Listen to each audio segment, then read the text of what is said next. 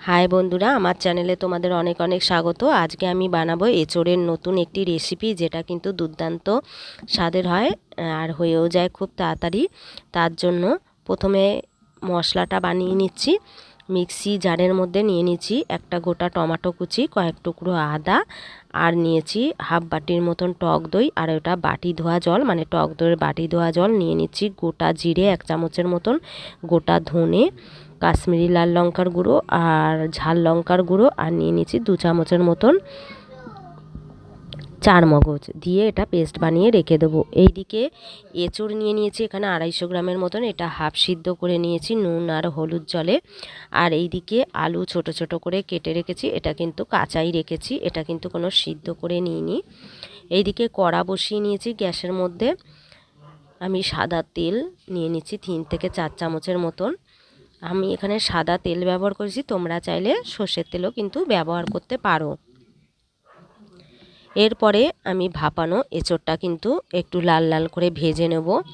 আর এই এঁচোড়টা একটু লাল লাল করে ভেজে নিলে কি বলো তো, একটু স্বাদটা ভালো আসে রেসিপির। তাই আমি তেলের মধ্যে একটু এঁচোড়টাকে লাল লাল করে ভেজে নিচ্ছি। তো দেখো এখানে লাল লাল করে ভাজা হয়ে গেছে এঁচোড়টা, ভাপানো এঁচোড়টা।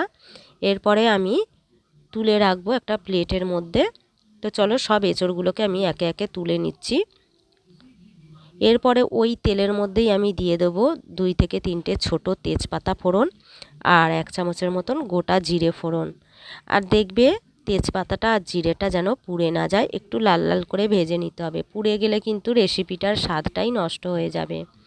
তো এরপরে আমি দিয়ে দিচ্ছি ডুমো ডুমো করে ছোট ছোট করে কেটে রাখা আলুগুলো একটু লাল লাল করে ভেজে নেব। এইদিকে আমি যে মিক্সি করে রেখেছিলাম পেস্টটা, সেই পেস্টটা একটা বাটির মধ্যে ঢেলে নিচ্ছি।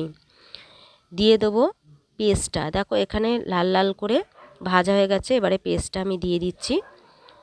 তো এরপরে দিয়ে দিচ্ছি মিক্সি ধোয়া জল। তো এবারে ভালো করে আমি কষিয়ে নিচ্ছি।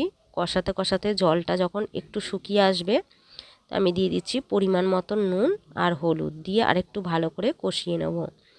কষাতে কষাতে দেখব পুরোপুরি আলুটা কিন্তু সিদ্ধ হয়ে গেছে, মানে পুরোপুরি না, হাফ সিদ্ধ হয়ে গেছে, মানে 90%-এর মতন সিদ্ধ হয়ে গেছে। আর এখানে ভাপানো হাফ সিদ্ধ এঁচোড়টাও আমি দিয়ে দিলাম।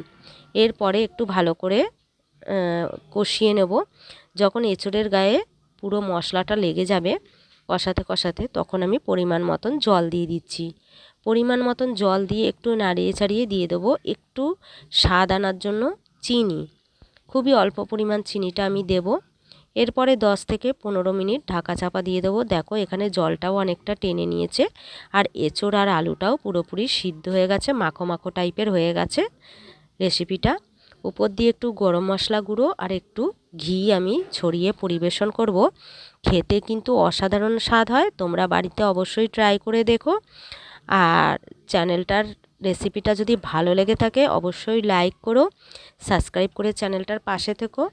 যারা চ্যানেলটা সাবস্ক্রাইব করেছো তাদের অসংখ্য ধন্যবাদ। যারা সাবস্ক্রাইব এখনও পর্যন্ত করোনি, তারা সাবস্ক্রাইব করে চ্যানেলটার পাশের বেল আইকনটি প্রেস করে দেবে, যাতে যে কোনো ভিডিও আপলোড দেওয়ার সঙ্গে সঙ্গে তোমাদের কাছে পৌঁছে যায়। দেখা হচ্ছে পরের ভিডিওয়ে। টাটা।